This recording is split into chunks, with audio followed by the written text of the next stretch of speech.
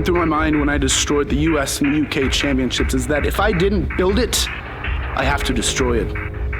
I've learned that if it doesn't revolve around me, it's doomed to fail anyways. You see, I take things that are dying and I either kill them off or I make them better. I kick them out of this company, or I take over and I make it better than it's ever been before. Why do you think Gato is so happy when he stands behind me? He knows that anything I touch, I elevate. Look at the War Dogs. Look at Bullet Club. Look at the Never Openweight Championship. I know everyone is hoping I do the same for whatever springs out of the ashes of those two trash titles that I destroyed.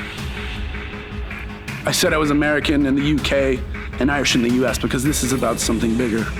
My whole life I've been a man without a place. I grew up in a mansion but was raised by a savage.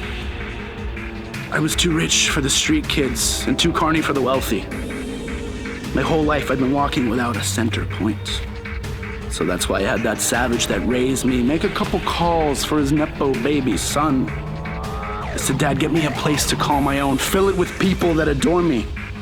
Get me Bullet Club. Free my War Dogs from Dojo Hell. And now that I have a place, becoming the top guy here is my purpose. And now for the first time in my life, I have a home, and it's in the hearts of wrestling fans all around the world. My thoughts on Will Ospreay are simple. See, I grew up in a wrestling ring. I was rolling around on that mat before I could even walk. So as a world-class wrestler, I know another world-class wrestler when I see one. But I'm not one to admire greatness. No, I see greatness as a threat. That's one thing those other clowns that called themselves Bullet Club leaders never learned. You eliminate the threat before the threat eliminates you. So, Will Ospreay is one of the best in the world, and any normal man would be scared of that. But I'm not a normal man. That's why I got Will Ospreay, I got Jon Moxley, another man many considered to be the best. And I beat the hell out of both of them single-handedly. You wanna know why? Because the true greats don't share greatness, they hoard it. I saw Mox's interview where he was talking about having a beer with my old man, and my dad saying he was gonna send me to the New Japan dojo to learn the right way. You wanna know what happened after that, Mox? He made a phone call, and for the next several years I proceeded to mess around. I partied, I did literally anything I could. Anything I wanted to, things that would get anyone else kicked out of the system, but not me, Mox. Because I already learned the most valuable lesson in wrestling. Be related to a legend. That's it. It's that simple.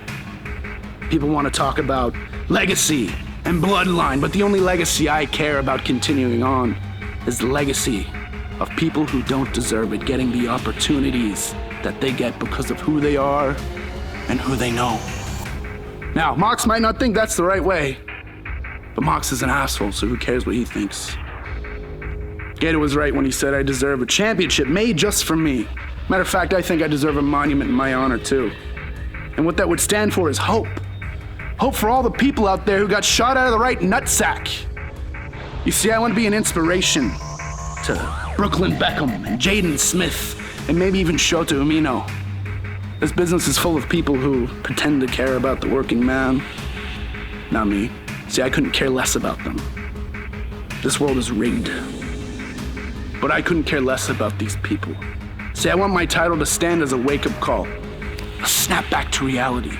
This world is rigged, and I landed on the side where I get anything that I want, and you landed on the side where you have to pay to see me get anything that I want. Is there any concern going into a match against Jon Moxley and Will Ospreay?